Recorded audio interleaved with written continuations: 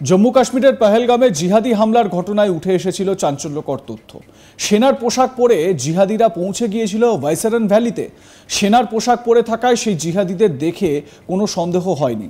সেনাবাহিনীর পোশাক পরে জিহাদি হামলার পর সাধারণ মানুষের সেনার ইউনিফর্ম পরায় নিষেধাজ্ঞা জারি করা হয়েছে কেন্দ্রীয় স্বরাষ্ট্র মন্ত্রকের তরফে। নির্দেশ অমান্য করলে জেল ও জরিমানা দুই হতে পারে। কিন্তু কেন্দ্রীয় স্বরাষ্ট্র মন্ত্রকের নির্দেশিকাকে অমান্য করে বাজারে দেদার বিক্রি হচ্ছে সেনার পোশাক। কেন্দ্রীয় সরকারের নতুন নির্দেশিকা অনুযায়ী এখন থেকে কেউ যদি সেনা, নৌসেনা বা বিমান বাহিনীর ইউনিফর্মের মতো পোশাক পরেন এবং তাতে যদি ধরা পড়েন তাহলে 3 মাসের জেল ও 500 টাকা জরিমানা হতে পারে। ভাইসারান উপত্যকায় সেনার ইউনিফর্ম পরেই জঙ্গিরা পর্যটকদের উপর হামলা চালায়। পর্যটকরা প্রথমে ভেবেছিলেন সেনাবাহিনী তাদের সাহায্য করতে এসেছে, কিন্তু পরে বুঝতে পারেন তারা জিহাদিদের ফাঁদে পা দিয়েছেন। এই ঘটনার পর সেনাবাহিনীর ইউনিফর্ম নিয়ে কঠোর নীতি জারি করা হয়েছে। কেন্দ্রীয় স্বরাষ্ট্র মন্ত্রকের নির্দেশিকা জারি হওয়ার পরেও পুলিশ প্রশাসন কোনো রকম শিক্ষা নেয়নি। বহাল তবিয়তে নদিয়া জেলার কৃষ্ণনগরে পুলিশ লাইনের সামনে দেদার বিক্রি হচ্ছে সেনাবাহিনীর পোশাক। কাশ্মীরের মতো নদিয়া তথা পশ্চিমবঙ্গের সীমান্ত থেকে জিহাদিরা ঢুকে সেনাবাহিনীর পোশাক পরে সন্ত্রাস সৃষ্টি করবে না, এটা কি কেউ বলতে পারে?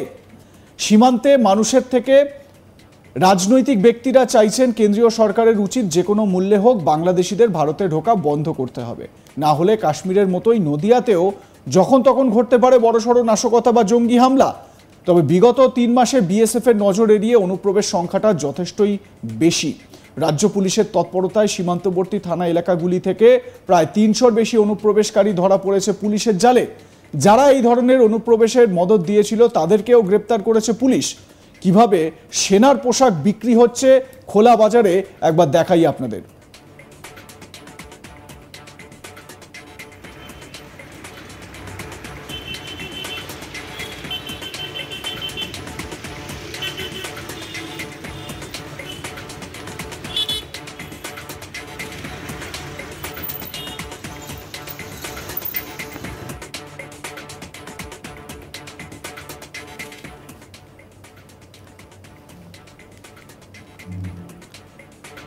রূপকুমার ঘোষ নামে স্থানীয় এক বাসিন্দা, তিনি কি বলছেন শোনাবো তার কথা।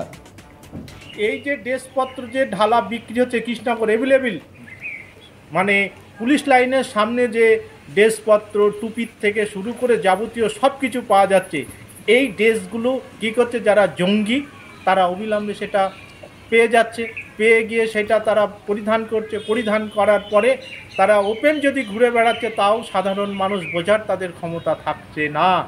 এই কারণে একান্ত অনুরোধ যাতে এই খোলা মার্কেটে ভারতীয় সেনার পোশাক বিক্রি বন্ধ করা। বলছি, আপনার তো সীমান্ত লাগোয়া গ্রাম, এতে কি আপনারা কি আতঙ্কিত রয়েছে? এর থেকে আমরা প্রচুর আতঙ্কিত যে আজকে পূর্ব পাকিস্তান বা পূর্ব বাংলা সেটার সঙ্গে আমাদের ভারতের সংলগ্নে বা অনেক জায়গায় এখনও তার কাটা হয়নি। এই জঙ্গি বাহিনী কী করছে, যেখানে তার কাটা নেই সেইখান থেকে রাতের অন্ধকারে তারা পার হয়ে আসছে এপারে এসে দেখা যাচ্ছে এই যে মুর্শিদাবাদ, ধুলিয়ান যে ঘটনাগুলো ঘটেছে, এখন আমরা বুঝতে পারছি হয়তো বিএসএফ পাহারা দিচ্ছে ঠিকই, কিন্তু তাদের আড়ালে তারা এপারে এসে এই সমস্ত ঘটনা ঘটিয়ে তারা চলে যাচ্ছে। এর থেকে আমরা প্রচণ্ড আতঙ্কিত যে অবিলম্বে এই ড্রেসপত্র তো বিক্রি বন্ধ করা দরকার।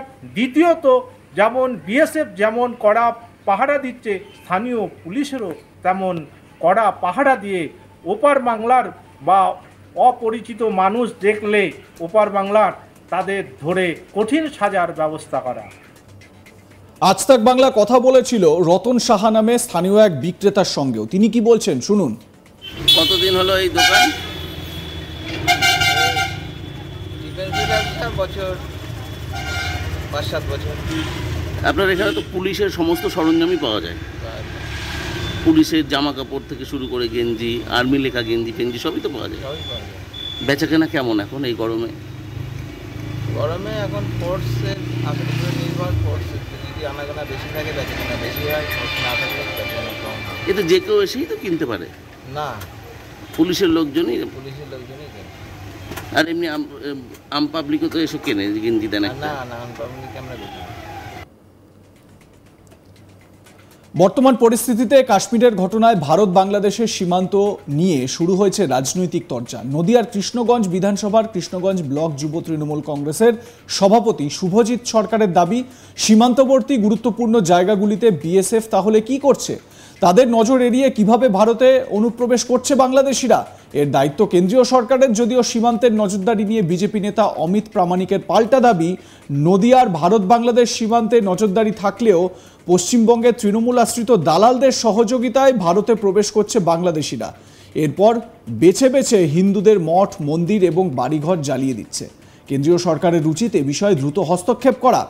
আপনাদের প্রথমে শোনাবো তৃণমূল যুব সভাপতি শুভদীপ সরকারের অভিযোগ, শুনুন।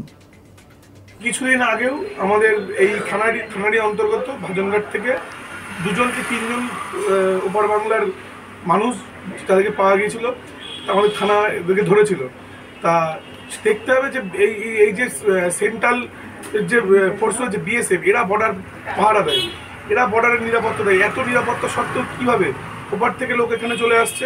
আর এর দায় বারংবার বিজেপি নেতা সহ যারা কেন্দ্রের লোক আছে রাজ্য সরকারকে দিচ্ছে। রাজ্য পুলিশ তো বারবার এদেরকে গ্রেপ্তার করছে। এর দায় বিএসএফকে নিতে হবে। বিএসএফ জড়িত না থাকলে ওপার থেকে ওপার আসতে পারে না। তাহলে এই যে আপনার মালদা মুর্শিদাবাদে এই এত ভয়ঙ্কর ঘটনা ওয়াকআপ কেলেঙ্কারিকে, তো এটা কি মনে করছেন? এটা একটা হঠাৎ একটা মানে যেটা আমরা আশা করি না সেরকম ঘটনাও ঘটেছে।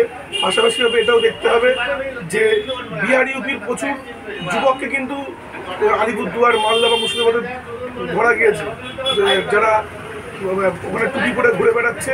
এটা একটা উদ্দেশ্য প্রণোদিত শান্ত বাংলাকে অশান্ত করার একটা চেষ্টা চলছে।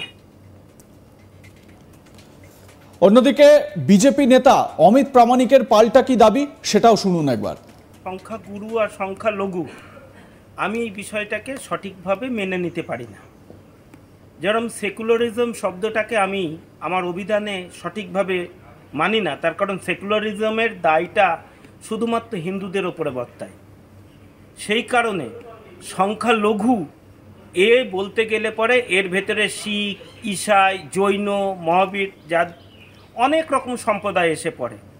আমি ক্লিয়ারলি এই কথাটা বলতে চাই ভারতীয় জনতা পার্টির পক্ষ থেকে, যারা মুসলিম ওই দেশ থেকে এই দেশে আসছে অশান্তি পাকানোর জন্য, এবং তাদেরকে আশ্রয়দাতা যে সমস্ত ভারতীয় দালাল যারা ভারতকে বা ভারত ভূমিকে ওই অধীর চৌধুরীর ভাষায় যেটা বলা যাবে যে মালদা মুর্শিদাবাদের মতো গ্রেটার ইন্ডিয়া মানে গ্রেটার বাংলাদেশ তৈরি করবার ষড়যন্ত্রে লিপ্ত হচ্ছে, তাদের বিরুদ্ধে ভারতীয় মানে আইন অনুযায়ী যথাপযুক্ত ব্যবস্থা নেওয়াটাই উচিত। আপনাদের মতামত জানাতে থাকুন, দেখতে থাকুন আজ তাক বাংলা। সাবস্ক্রাইব করুন ইউটিউব চ্যানেলটি, বেল আইকন প্রেস করুন নোটিফিকেশন পেতে।